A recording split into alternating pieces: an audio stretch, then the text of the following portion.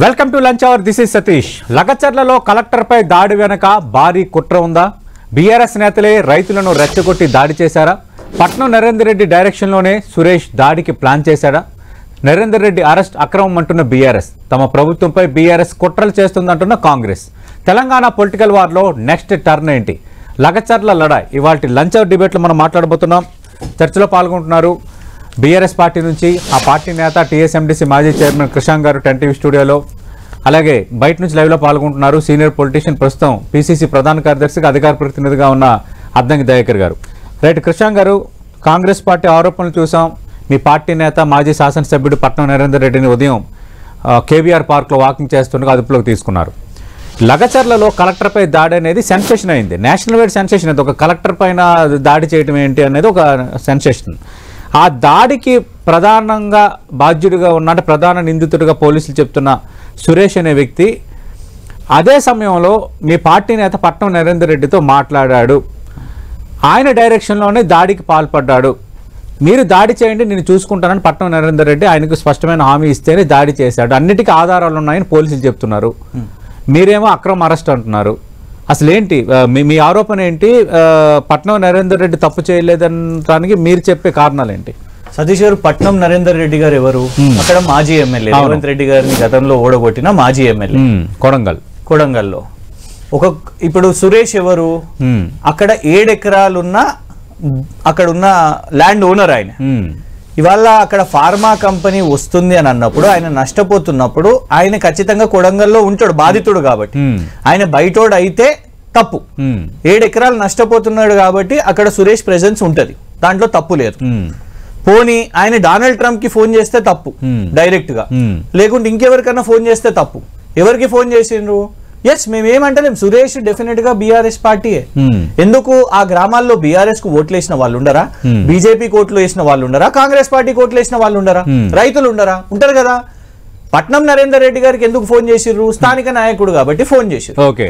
అయితే ఒకటి మనం గమనిద్దాం, సురేష్ ఒక్కడే అక్కడ రియాక్ట్ అయిందా? అసలు సురేష్ రియాక్ట్ అయిందా? ఫస్ట్ ఆఫ్ ఆల్ వీళ్ళు చూపెడుతున్న ఫోటోలో ఎంతసేపు ఏం చేస్తున్నారు? కలెక్టర్ గారితో అక్కడ నిలబడి మాట్లాడుతున్న ఫోటో మాత్రమే చూపెడుతున్నారు. ఎక్కడన్నా ఇప్పటి వరకు సురేష్ చేసుకున్న ఫోటో మనం చూసినామా? లేదు. సురేష్ అక్కడ నిలబడి మాట్లాడుతున్నాడు. ఇంకొకటి, ఐజీ గారు ఏమని చెప్పారు స్టేట్మెంట్? తప్పుదో పట్టించి తీసుకొని పోయిండ్రు కలెక్టర్ గారిని అని అన్నారు. ఇది ఐజీ సత్యనారాయణ గారి స్టేట్మెంట్. నమ్మశక్యమా అండి?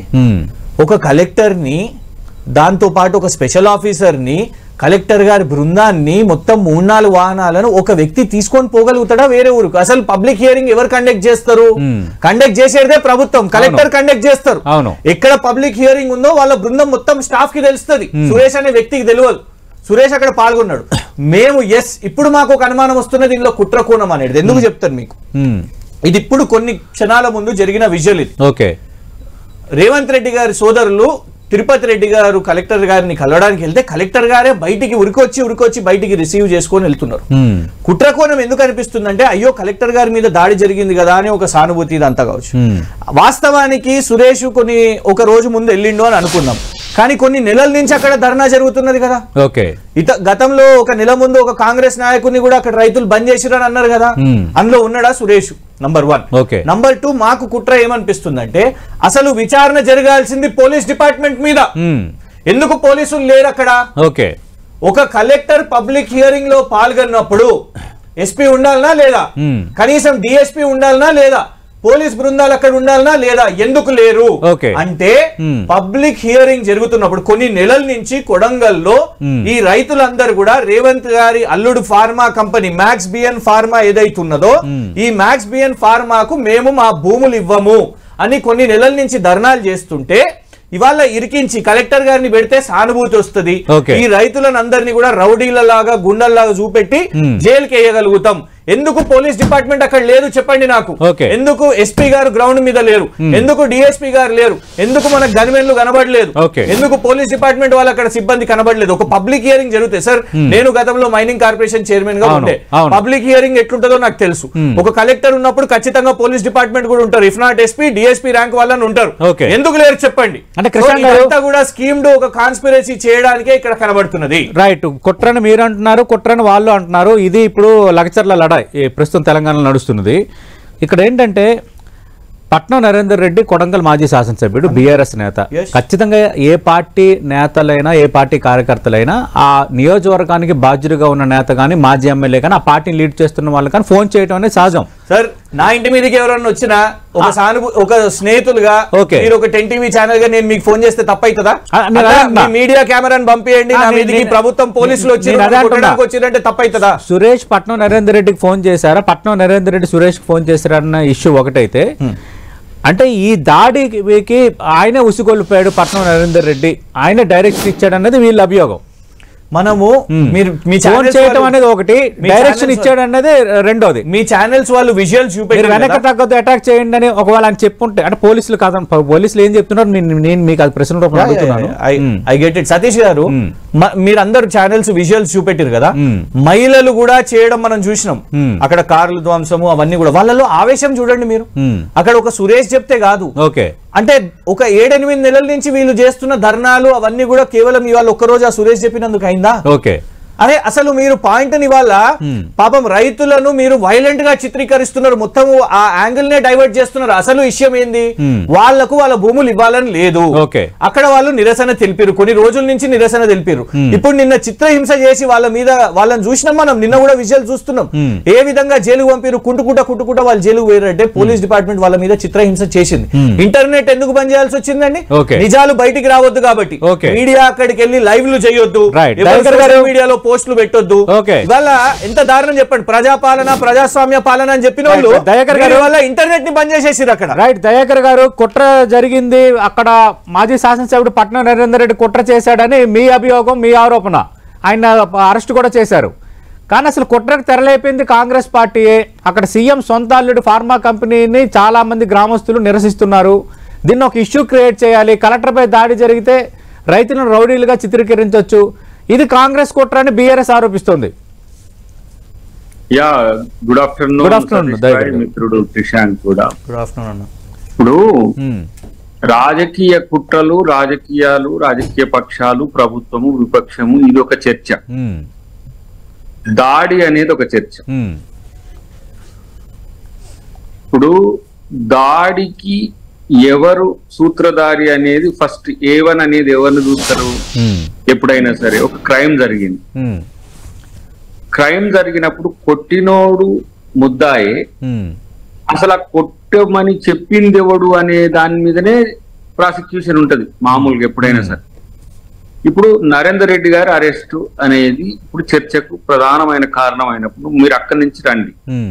ఎస్, భూసేకరణకు ప్రతిపక్ష నాయకునిగా నరేందర్ రెడ్డి గారు ప్రజల పక్షాన రైతుల పక్షాన వారు ఉండొచ్చు, ఆ హక్కు కలిగి ఉండడు, మీరు నేను ఇచ్చింది కాదు, అది రాజ్యాంగబద్ధ హక్కు. అక్కడ కంటెస్టెడ్ ఎమ్మెల్యేగా కంటెస్టెడ్ మన డిప్యూటెడ్ ఎమ్మెల్యే కూడా ఆయనకు ఆ రైట్ ఉన్నది. తర్వాత రైతులకు 100% కాదు 150% కూడా హక్కు ఉంటది, ఎందుకంటే భూమి వాళ్ళది, సేకరిస్తున్నది ప్రభుత్వం అయినా కన్విన్స్ చేయాల్సిన బాధ్యత ప్రభుత్వానికి ఉంటది. అలాంటప్పుడు గత కొన్ని నెలలుగా జరుగుతున్న సంఘటన అది పోలీసుని తీసుకుపోవడం వల్ల లా అండ్ ఆర్డర్ ఇష్యూ కూడా అవుతుంది. ఇక్కడ రైతులు కలెక్టర్ గారు మాట్లాడుకుంటున్న విజువల్స్ మీరు వేసింది కదా చూడండి, ఇక్కడ కాదు అక్కడ రైతులందరూ అక్కడ ఉండ్రు, అక్కడ మాట్లాడుకుందాం అంటే ఆయన అక్కడికి కూడా పోయింది. ఒక కలెక్టర్, ఒక మెజిస్ట్రేట్, డిస్ట్రిక్ట్ మెజిస్ట్రేట్ ఆయన, అంటే సూపర్ పవర్ అంటే ఆఫ్టర్ ఎవరు మంత్రుల తర్వాత జిల్లాలో జిల్లా ఇన్ఛార్జ్ మంత్రుల తర్వాత కలెక్టర్దే ఉంటది అకార్డింగ్ టు కాన్స్టిట్యూషన్. అలాంటి వ్యక్తి మిమ్మల్ని నమ్మి అక్కడికి పోయినప్పుడు దాడి ఏ స్థాయిలో చేసిరనే విషయం కూడా పక్కన పెట్టు, ఆ ఆలోచన ఎంత క్రిమినాలిటీ, అది నరేందర్ రెడ్డి గారే చేయలేదని మా క్రిషాంక్ వాదించవచ్చు, లేదు సురేష్ అని పిల్లగాడి చేయలేదని చేయొచ్చు. అక్కడ సురేష్ జరిగినప్పుడు సురేష్ ఏమైనా కలెక్టర్ పై దాడి చేశాడా, అక్కడ గ్రామస్తుల ఆగ్రహం ఏ స్థాయిలో కట్టలు తెంచుకుందో చూశారు కదా, ఇది బీఆర్ఎస్ లేవనెత్తిన అంశాలు. నేనేమంటున్నా, అది మీకు ఎంక్వైరీలో తెలుస్తుంది, కారణాలు పూర్వపరాలు అంతా కూడా ఛార్జ్ షీట్ వేసేదానిక మనం వెయిట్ చేస్తే తెలుస్తుంది. అప్పుడే మనం కంక్లూజన్ కి రావద్దు, ఎందుకంటే ఆ కేసు అయిపోలేదు కదా, నడుస్తున్నది. రెండవది రాజకీయ కోణం, కుట్ర కోణం అన్నాడు మా కిషన్. ఎస్, ఇలా భూసేకరణ చేయడం అనేది ప్రభుత్వం యొక్క విధి, హక్కు కాదు. ఎందుకు? ఇలా ఈడ కాకపోతే ఇంకొక అన్నైనా, ఇంకొక ఆడ కాకపోతే ఇంకొక అన్నైనా. మీరు నిమ్స్ కు సేకరించిండ్రు, దామకుండంకు సేకరించిండ్రు, మలనసాగర్ అంటే కాళేశ్వరం సేకరించిండ్రు, పాలమూరు రంగారెడ్డికి సేకరించిండ్రు.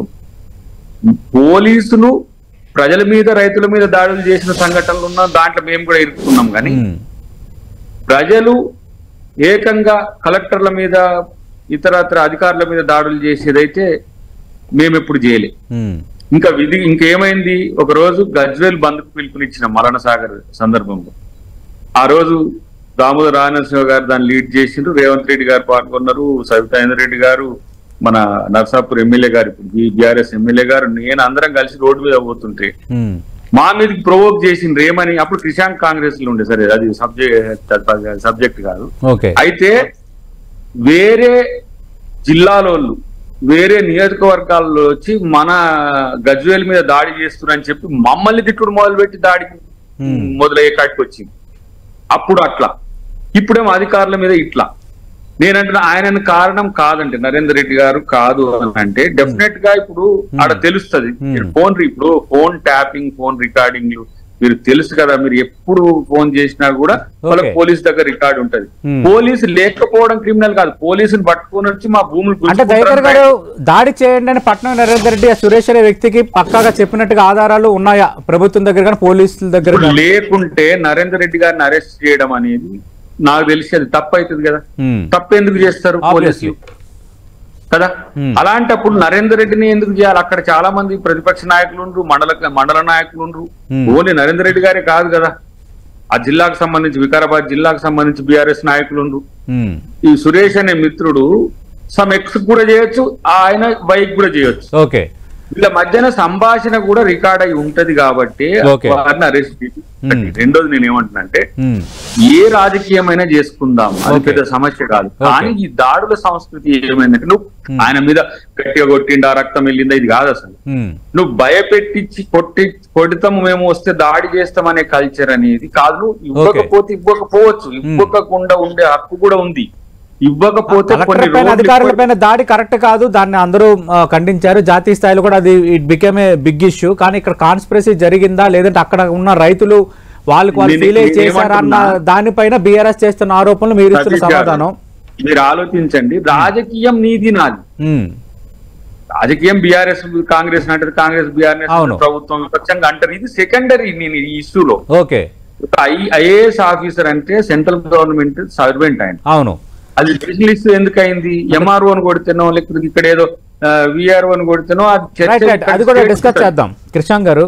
అది చాట్ కు సంబంధించిన అంశం. ఐఏఎస్ అధికారులు ఏదైనా పని మీరు సేకరించడానికి కృష్ణ గారు, పట్నం నరేందర్ రెడ్డి మాజీ ఎమ్మెల్యే, మన ఎన్నికల్లో కంటెస్టెడ్, అలాంటి వ్యక్తిని అరెస్ట్ చేశారంటే ఆధారాలు లేకుండా పోలీసులు అరెస్ట్ చేయరు కదా. నిజంగా సురేష్ అనే వ్యక్తికి పట్నం నరేందర్ రెడ్డి ఏం ఫోన్ చేశాడు, ఆ ఫోన్ రికార్డింగ్స్ కానీ లేదంటే ఏం ఆదేశాలు ఇచ్చాడో దానికి సంబంధించిన పూర్తి ప్రూఫ్స్ లేకుండా పట్నం నరేందర్ లాంటి వ్యక్తిని ఎట్లా పోలీసులు అరెస్ట్ చేస్తారని అద్దెకి దయాకర్ గారు అడుగుతున్నారు. నంబర్ 1 నేను దీన్ని అరెస్ట్ అనుకోను, కిడ్నాప్ అనుకుంటాం. ఎందుకంటే ఆయన ఎక్కడ దాచుకొని లేడు. నిన్న అదే కొడంగల్ కి అందరితో పాటు నిన్న మధుసూదనాచారి గారు అందరు కలిసి నిన్న వెళ్ళడానికి ప్రయత్నం చేశారు, నిన్న పోలీసులు తీసుకున్నారు. ఇవాళ ఏ విధంగా కేబీఆర్ పార్క్ కి వాకింగ్ వచ్చి ఆయన వాకింగ్ చేస్తుంటే ఆయనని లాక్కొని పోయి, ఒక ఎమ్మెల్యేగా ఉన్న వ్యక్తి ఇప్పుడు ఎక్స్ ఎమ్మెల్యే ఆయనని గల్లా పట్టుకొని లాక్కొని పోయారు కదా, ఆ తీరు కరెక్ట్ కాదు. మీరు నోటీస్ ఇచ్చేడుతుంటే నంబర్ 1. నంబర్ 2, మీరు రికార్డ్స్ అంటున్నారు కదా, అంటే ఫోన్ ట్యాపింగ్ చేస్తున్నారా మీరు? కాల్ చూడండి, కాల్ డేటా రికార్డ్ వేరే, ఫోన్ లో ఇద్దరి మధ్యలో సంభాషణ జరిగింది వేరే. అది ఎప్పుడు సాధ్యమైతది? Unless and until there is phone tapping. మీరు లేవనెత్తిన పాయింట్ ఒక యాంగిల్. రెండో యాంగిల్, ఈ ఘటన జరిగినప్పుడు ఈ ఘటన ఇలాంటి ఘటనలు జరిగేటప్పుడు ఈ ఘటనలో ఎవరైతే నిందితులుగా ఉన్నారో, ఎవరైతే పాల్పడ్డారని అనుమానం ఉందో, వాళ్ళు ఆ సమయంలో ఎవరెవరితో మాట్లాడారన్నది దర్యాప్తులో భాగంగా పోలీసులు వాటిని వెలికి తీయటం అనేది సహజంగా జరిగే ప్రక్రియ కదా. సతీష్ గారు, ఖచ్చితంగా దర్యాప్తు చేయండి. దర్యాప్తు తీరు కూడా ఇంపార్టెంట్ కదా. పౌర సమాజంలో అందరికీ హక్కులు ఉన్నాయి. నరేందర్ రెడ్డి గారికి హక్కు ఉంటది, సురేష్ కి హక్కు ఉంటది. మీరు నంబర్ 1 ఏం చేసిర్రు అక్కడ? ఇవాళ అక్కడ హక్కులు లేవు, ఇవాళ ప్రజాస్వామ్యం లేదు. ఎందుకు చెప్తారు? ఒక ఇంటర్నెట్ సర్వీసెస్ లేకపోతే అక్కడికి వెళ్ళి మనకి ఇవాళ జనరేషన్ లో సమాచారం రాదు. అది మీడియాకు రాదు, సోషల్ మీడియా మీడియాకు రాదు. Okay. నిజమేం జరుగుతుందో అక్కడ ఎవరికి తెలియదు ఇప్పుడు, ఎందుకంటే అది పూర్తిగా పోలీస్ కంట్రోల్లో ఉన్నది. ఒక అక్కడికి సంబంధించిన శాసన సభ్యున్నే మీరు పోనిస్తలేరు, సామాన్యులను మిమ్మల్ని నన్ను ఏం పోనిస్తారు సమాచారం బయటికి రావడానికి. నంబర్ 1. నంబర్ 2, మీరు ఏమంటున్నారు కలెక్టర్ గారిని తప్పుదోవ పట్టించి, నాకు దాని విషయం మీద నేను మళ్ళీ చెప్తాను. తప్పుదోవ పట్టించి ఎట్లా తీసుకుపోతారండి? ఒక ఎంఆర్ఓ ఉంటారు, ఒక ఆర్డీఓ ఉంటారు, ఒక పంచాయత్ సెక్రటరీ ఉంటారు, ఒక విఆర్ఓ ఉంటారు, ఈ రక డిఐ ఉంటారు, ఇంతమంది సర్పంచ్లు ఉంటారు. ఇంతమందిని కాదని కలెక్టర్ గారంట సురేష్ చెప్పగానే మొత్తం ఈ బృందాన్ని తీసుకొని పోయి అక్కడికి పోయినరంట. నమ్మశక్యంగా ఉందా అండి? ఏమన్నా నమ్మశక్యంగా ఉందా? పబ్లిక్ హియరింగ్ లేదు, మీరనే కాదు, వాళ్ళు మాట్లాడుతున్నా, సత్యనారాయణ గారు మాట్లాడుతున్నారు ఇదే పదం. ఇప్పుడు తప్పుదోవ కాదు, ఇక్కడ మీరు భూసేకరణ కొరకు ఇక్కడ మీటింగ్ పెట్టిండ్రే కదా సార్, రైతులు ఇక్కడికి రావట్లేరు, మీరు అక్కడ కూర్చుండ్రు, మనం అక్కడికి పోయి మాట్లాడదాం అంటే ఆయన వచ్చిండు, అది మంచితనంతో వచ్చిండు. రెండవది ఇంకోటి, ఇప్పుడు నరేందర్ రెడ్డి గారు ఏ నేరం చేయలేదని బీఆర్ఎస్ వాదించవచ్చు. పోస్ట్ ఎప్పుడైతే ఎంక్వైరీలో ఎవరు ప్రిమా ఫేసీగా ఈ కల్ప్రిట్ అని అనుకున్నప్పుడు డెఫినెట్ గా వాళ్ళ డేటా తీస్తారు. ఇప్పుడు మీరు అన్నది తీసిన తర్వాత వారు తప్పించుకొని తిరగనక్కర్లేదు, ఇంటికాడ డ్రామా అవుతుంది. మొన్న కౌశిక్ రెడ్డి గారిది వర్సెస్ అరకప్పుడు గాంధీ గారిది అయినట్టే అట్లా కాకుండా వాళ్ళు ఏం చేసిండ్రు, ఎక్కడ ప్రైవేట్ గా దొరుకుతారో అక్కడ తీసుకొని పోయింది. లేకపోతే దీన్ని కూడా రాజకీయం చేస్తారు, ఇక రాండి చూద్దామని ఆడ బీఆర్ఎస్ లో 2-3 వేల మందిని చేస్తారు. మళ్ళీ మధుసూదనాచారి గారు ఉన్నట్టే అంతా ఒక 10 మంది ఎమ్మెల్యేలు వచ్చి ఆడ ఉంటారు. వీళ్ళు ఒక ఇష్యూ, దీన్ని ఒక ప్లాన్ కాన్స్పిరసీ చేస్తున్నది ఏదైనా. ఇప్పుడు అక్కడ మీరు చూడండి గ్రూప్ 1 అప్పుడు ఉద్యోగాలు అప్పుడు కూడా ప్రిపరేటరీ, అది కొంత వాస్తవానికి విద్యార్థుల్లో అసహనం ఉన్నమాట వాస్తవం కొన్ని విషయాల్లో. జీవో 29 దాన్ని వినియోగించుకోవడానికి వీళ్ళు ఎట్లా ఇన్వాల్వ్ అయింది అనేది ఒక చర్చ. మీరు చూడండి బస్సుకు సంబంధించి ఫ్రీ బస్ ఇచ్చినప్పుడు మొత్తం ఆటో వాళ్ళతో మొత్తం ర్యాలీలు తీసి వాళ్ళని మీకు నష్టం జరుగుతుందని చెప్పి అట్లా చేసింది. ఇట్లా మీరు ఏ పథకమైనా ఏ అంశమైనా మీరు చూడండి, గవర్నమెంట్ కు చెడ్డ పేరు వచ్చే విధంగా వీళ్ళే దాంట్లో ఇన్వాల్వ్ అవుతుందనేది మా ఆరోపణ, రాజకీయ ఆరోపణ కాదు. అంటే ఇప్పుడు ఫర్ ఎగ్జాంపుల్ నరేందర్ రెడ్డి గారిని అరెస్ట్ చేసిందండి, ఆ చార్జ్ షీట్ వేస్తారు, ఏదో మేము అధికారం ఉంది కాబట్టి అని కిషాంక్ అనొచ్చు. రేపు సాక్ష్యాలు లేకుండా బయటపడితే ప్రభుత్వం పరువు గాని లేకపోతే వ్యక్తుల పరువు గాని ఎట్లా పోతుంది? కొడంగల్ అంటే సొంత నియోజకవర్గం సీఎం గారు, అరే ఇట్లా రాజకీయ కక్ష సాధింపు చేసిండ ముఖ్యమంత్రి గారు అని చెప్పి చెడ్డ పేరు రాదా? ఒకటికి నేను కృషాంక్ గారిని అడుగుతాను. అయితే ఇక్కడ దయాకర్ గారు నా ప్రశ్న ఏంటంటే కేవలం ఈ దాడి జరిగింది కాబట్టి ఏదొచ్చినా కూడా దాని వెనక బీఆర్ఎస్ కుట్ర ఉంటుంది అని అనుకోవటం ఎంతవరకు కరెక్ట్ అనేది ఒకటి. రెండోది నా ప్రశ్న, అక్కడ ఫార్మా కంపెనీ రావటాన్ని అసలు ఎవరు వ్యతిరేకించడం లేదా? వ్యతిరేకిస్తున్న వాళ్ళు లేదంటే అనుమానాలు ఉన్న వాళ్ళు అభ్యంతరాలు ఉన్న వాళ్ళని కన్విన్స్ చేయాల్సింది ప్రభుత్వమే కదా.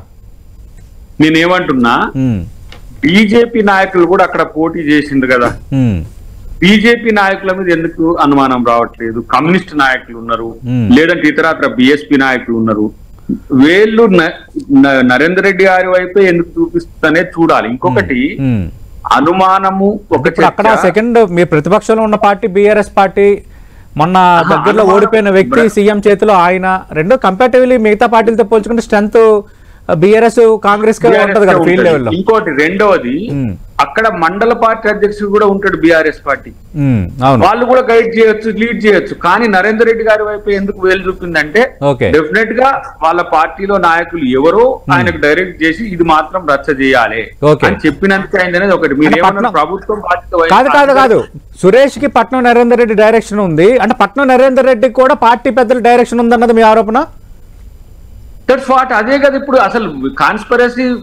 కృషాంక్ గారు ఇది పట్నం నరేందర్ రెడ్డితోనే కాదు, పట్నం నరేందర్ రెడ్డి కూడా పైనుంచి డైరెక్షన్ వస్తేనే ఈ స్థాయిలో చేస్తున్న ఆరోపణ. నెంబర్ 1 ఒక్క నిమిషం నేను క్లియర్ చేసి చెప్తాను. రెండవది ఏంది మీరు అన్నది 10 seconds ఇలా ప్రభుత్వానికి ఇవ్వకూడదని రైతులకు ఉంది, ఉన్నది కాబట్టి 1కి 10 భూసేకరణ చట్టంలో మీరు చూడండి 1కి 10 సార్లు మీరు కన్సల్టేషన్ చెయ్యండి, రైతును పాజిటివ్ గా ఒప్పించండి. ఒప్పించలేకపోతే మీరు భూసేకరణ సైతం మీరు ఆపొచ్చు అని చెప్పి ఇప్పుడు సుప్రీంకోర్టు గైడ్ లైన్స్ ఉంది, హైకోర్టు గైడ్ లైన్స్. ఇవన్నీ కూడా జరుగుతున్న వాటిని మీరు కప్పిపుచ్చే ప్రయత్నం చేయండి. మీలాగా గుంజుకోవాలి. మీలాగా ఇప్పుడు బేగరి నరసింహ అని పిల్లగాడుకు 13 గుంటలే సబ్ స్టేషన్ కు మొదటిది తీసుకుండ్రు, రెండవది కూడా తీసుకునే ప్రయత్నంలో ఆయన ఆత్మహత్య చేసుకున్నాడు. ఆ రోజు కనీసం నేనైతే దొంగలెక్క పోయిన మూతికి గుడ్డ కట్టుకున్న కరోనా టైంలో బైక్ మీద పోయి వెనక నుంచి పోయి పరామర్శించి వచ్చినాం మేము.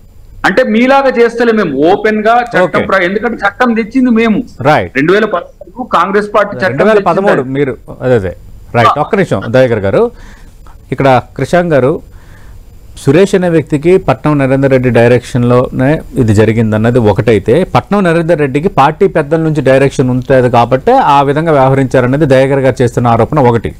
రెండోది, నిజంగా పట్నం నరేందర్ రెడ్డిది వేరొకరి ప్రమేయం లేకుండా మేము కుట్రను ఆరోపిస్తే, అరెస్టులు చేస్తే, రేపొద్దున అది జరగలేదని రేపొద్దున కోర్టులోనే ఎక్కడో తేలితే మా ప్రభుత్వం పరువు పోదా? మాకు అంత తెలియకుండా మా పోలీస్ వ్యవస్థ కానీ మేము కానీ పని చేస్తామా, ఆరోపణలు చేస్తామని దయాకర్ గారు అంటున్నారు. సతీష్ గారు, ఏ జనరేషన్ లో ఉన్నాం సతీష్ గారు? మనం ఈ రోజు కోర్టులు తీర్పిచ్చే వరకు ఆలోచిస్తున్నారా ఎవరన్నా? ఒక జస్టిస్ గారు, కాంగ్రెస్ ప్రభుత్వం వచ్చినాక పెట్టిన జస్టిస్ గారు ఎదుట కేసీఆర్ గారిని వినక ముందే మీడియాకు మాట్లాడినందుకు సుప్రీంకోర్టు ఏం చెప్పింది చెప్పండి? ట్రయల్ ఎక్కడ నడుస్తున్నదండి? 1,00,000 కోట్ల కుంభకోణం చేసిన కేటీఆర్ ఆడికెళ్ళి దిగింది, మళ్ళా 55 కోట్ల ఫార్ములా ఈలో కుంభకోణం చేసిన కేటీఆర్ ఆడికి దిగింది, మళ్ళా 15 కోట్ల కుంభకోణం డిజిటల్ మీడియా. ఇవాళ డే 1 ట్రయల్ ఇవాళ. అందుకే కుట్ర కోణం ఉంది ఇందులో. ఇది అయితే రైతుల ఇష్యూ డైవర్ట్ అయిపోతుంది పాపం. సార్ ఇందులో కూడా నేను ఒకటి చెప్తా, రైతుకి నిజంగా ఇవాళ అవమానం జరుగుతుంది. ఎందుకు చెప్పాలనా?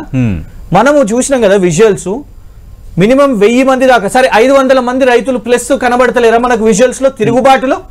అంటే వాళ్ళ తిరుగుబాటు కేవలం ఒక సురేష్ చెప్తేనే అయింది, లేకపోతే నరేందర్ రెడ్డి గారు చెప్తేనే అయింది, లేకపోతే రేపు కొత్తగా మీరు చెప్తారు కేటీఆర్ గారు చెప్తేనే అయింది. కానీ రైతులకు 7 ఎకరాలు ఉన్నాయని మీరు చెప్పారు. సురేష్ అనే వ్యక్తి అక్కడ ఉన్న ప్రతి రైతు బీఆర్ఎస్ లో కీలక నేత. ఇవాళ ఆవేశం రావడానికి ఒక విషయం చెప్తాను, ప్రభావం ఉండదంటారా? 10 సెకండ్లు మీకు ఈ వీడియో ప్లే చేస్తా, ఎందుకంటే వీళ్ళు కన్సల్టేషన్స్ అంటారు కదా, మనకి ఇప్పుడు వచ్చిన లేటెస్ట్ స్టేట్మెంట్ ఇది. ఏ విధమైన బట్టి వెనుకడుగు వేసే ప్రసక్తి లేదు. అక్కడ తప్పకుండా ఇండస్ట్రీస్ వస్తాయి, ఫార్మా కంపెనీ కాదు ఇంకా రకరకాల ఇండస్ట్రీలు వస్తాయి. అక్కడ పారిశ్రామికంగా చాలా ముందరికి తీసుకుపోయి చేసి అభివృద్ధి చేయడం జరుగుతుంది. ఈయన ఎమ్మెల్యే కాదు, ఈయన ఎమ్మెల్సీ కాదు, ఈయన మంత్రి కాదు, కానీ ఏం ధీమా తెలుసా? రేవంత్ రెడ్డి గారి అన్న తిరుపతి రెడ్డి కాబట్టి ఏ విధంగా వెనుకడుగు వేసేది లేదు. గిదా మీరు మాట్లాడే కన్సల్టేషన్స్ మాట్లాడేది గిదా? ఏం హక్కుతో మాట్లాడుతున్నారు? ఏం పదవితో మాట్లాడుతున్నారు మీరు చెప్పండి? అంటే గీ పెత్తనంతో మీరు పోతున్నారు. సురేష్ అనే 7 ఎకరాలు పోయే వ్యక్తి ఆయన కలెక్టర్ గారితో తన బాధ చెప్పుకుంటే తప్పైంది, ఇవాళ ఆయనని మీరు వేస్తున్నారు. అక్కడ ఎమ్మెల్యేగా ఉన్న పట్నం నరేందర్ రెడ్డి గారు అక్కడికి పోతే తప్పు, కానీ ఏ పదవి లేని రేవంత్ రెడ్డి గారి బ్రదర్ తిరుపతి రెడ్డి గారేమో ససే మీరు నువ్వు స్టేట్మెంట్ ఇవ్వచ్చునా? ప్రభుత్వం షాడో గవర్నమెంట్ సేకరణ అంటున్నారు, కానీ ఇంకా అక్కడ ఖచ్చితంగా పరిశ్రమ వస్తుందని కొద్దిసేపటి కిందట కలెక్టర్ ఆఫీస్ కి వెళ్ళిన సీఎం సోదరుడు తిరుపతి రెడ్డి ఏ విధంగా అంటారని బీఆర్ఎస్ ప్రశ్న, దీనికి సమాధానం చెప్తే మనం కన్క్లూడ్ చేద్దాం డిబేట్. ఇప్పుడు ఏ ఫలితం ఆశించకుండా గత 20 సంవత్సరాల నుంచి అక్కడ ప్రజల్ని పట్టుకొని పనిచేసిన ఆయన తిరుపతి రెడ్డి గారు. రేవంత్ రెడ్డి గారు సోదరుడు కావచ్చు కాక ఆయనకి ఏం పదవి ఉంది? హలో తెలుసుకోండి. ఎక్కడ కొడంగల్లో ఏదైనా పని కావాలంటే ఈ రోజు ముఖ్యమంత్రి గారు కావచ్చు, మొన్న ఎమ్మెల్యే కావచ్చు, అంతకు ముందు ఎమ్మెల్సీగా ఉండొచ్చు కాక, కానీ కొడంగల్ ప్రజలకు స్వచ్ఛందంగా పని చేస్తున్న వ్యక్తి తిరుపతి రెడ్డి గారు. ఆయనకు పదవి లేకపోతే ఒక కాంగ్రెస్ కార్యకర్తగా వినండి, ఒక కాంగ్రెస్ కార్యకర్తగా ఆడ మీరు నియోజకవర్గ అభివృద్ధి జరుగుతుంటే మీ దగ్గర ఇప్పుడు హరీష్ రావు కాన్స్టిట్యున్సీ ఉన్నది, మీ కేటీఆర్ గారి కాన్స్టిట్యున్సీ ఉన్నది, కేసీఆర్ గారి కాన్స్టిట్యున్సీ ఉన్నది, మీరు ఇండస్ట్రీస్ పెట్టుకోలేదా? మీరు భూసేకరణ చేయలేదా? 20,000 హరీష్ రావు గారు 5 టైమ్ ఎమ్మెల్యే, కేటీఆర్ గారు 5 టైమ్ ఎమ్మెల్యే, కేసీఆర్ గారు ఎమ్మెల్యే. తిరుపతి రెడ్డి ఎవరండి వెనుకడ వేయము అని చెప్పడానికి? తిరుపతి రెడ్డి ఎవరు? తిరుపతి రెడ్డి 20 సంవత్సరాల నుంచి రాజకీయాల్లో ఉన్నారు. కొడంగల్ ప్రజలకు ఆయనతో అనుబంధం చెప్తున్న దయాకర్ గారు. అక్కడ బాధితుడు ఉంటే తప్పైంది. 7 ఎకరాల బాధితుడు సురేష్ అయితే తప్పైంది. తిరుపతి రెడ్డి బాధితుడిగా ఉండడం తప్పు కాదు, బట్ ఈ దాడికి డైరెక్షన్ లో చేశాడు అన్నది వీళ్ళ అభియోగం. మీకు ఇందులో కుట్రకోణం బయటపడుతున్నది. రైతులు భూసేకరణ చేయనివ్వము. తిరుపతి రెడ్డి గారి ఇష్యూ చెప్పింది కాబట్టి నేను తిరుపతి రెడ్డి గారి గురించి మాట్లాడాల్సి వస్తుంది. ఎందుకంటే ఇప్పుడు నేనున్నా, నాకేం పదవి లేదు, నేను ప్రభుత్వాన్ని డిఫెండ్ చేసుకోవడానికి నేను 100 మాట్లాడుతున్నా మీతో మీడియాలో. నేను ప్రభుత్వంలో నిర్ణయాధికారి కాదు, కానీ నా ప్రభుత్వం అది. నా ప్రభుత్వం విషయం వచ్చినప్పుడు ఇప్పుడు ఆయన ఏ ఫలితం ఆశించకుండా కష్టాల్లో సుఖాల్లో కొడంగల్ ప్రజలకు చేదోడు వాదోడుగా ఉన్న తిరుపతి రెడ్డి గారు మీకు ఇప్పుడు లక్ష్యమైంది. వేం నరేందర్ రెడ్డి గారు పట్నం నరేందర్ రెడ్డి మీకు నేరస్తుడైండు. అక్కడ ఎమ్మెల్యే ఉన్న వ్యక్తి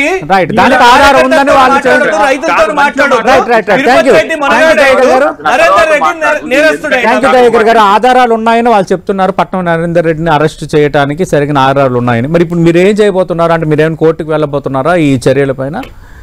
రెడ్డి గారే కాదండి, మేము ఖచ్చితంగా కొడంగల్ నుంచే యుద్ధం మొదలవుతుంది. ఆ రైతుల పక్షాన మేము ఖచ్చితంగా న్యాయ పోరాటం చేస్తాం. ఆ 16 మందిని వీళ్ళు ఏదైతే జైల్లో వేసిరో వీళ్ళ అల్లుని కంపెనీ కోసం, ఈ తిరుపతి రెడ్డి కోసం ఖచ్చితంగా వాటి మీద బీఆర్ఎస్ డెఫినెట్ గా పోరాటం చేస్తాం. రైట్. థ్యాంక్ యూ క్రిషాంక్ గారు, థ్యాంక్ యూ అద్దంకి దయాకర్ గారు. మనం చూస్తున్నాం కొత్త లడాయి అయితే పెరిగేటట్టుగానే ఉంది. సీఎం సొంత నియోజకవర్గం కొడంగల్లో ఫార్మా కంపెనీ ప్రజాభిప్రాయ సేకరణ కలెక్టర్పై దాడి తర్వాత ఇష్యూ పెద్దదవటం, దాని వెనక బీఆర్ఎస్ మాజీ ఎమ్మెల్యే పట్నం నరేందర్ రెడ్డి ఉన్నారంటూ ఈరోజు అరెస్ట్ చేయటం, ఇది ఒక కొత్త కుట్రకు తెరలేపారని ఇరుపక్షాలు వాదనలు చేసుకున్న నేపథ్యంలో కొడంగల్ నుంచి మీ యుద్ధం ప్రారంభించబోతున్నామని బీఆర్ఎస్ చేసిన ప్రకటన కూడా రాజకీయంగా కొంత ప్రభావం చూపేదే. చూద్దాం ఇది ఎంతవరకు వెళ్ళబోతుందో. ఇది వాటి లంచ్ అవర్ డిబేట్.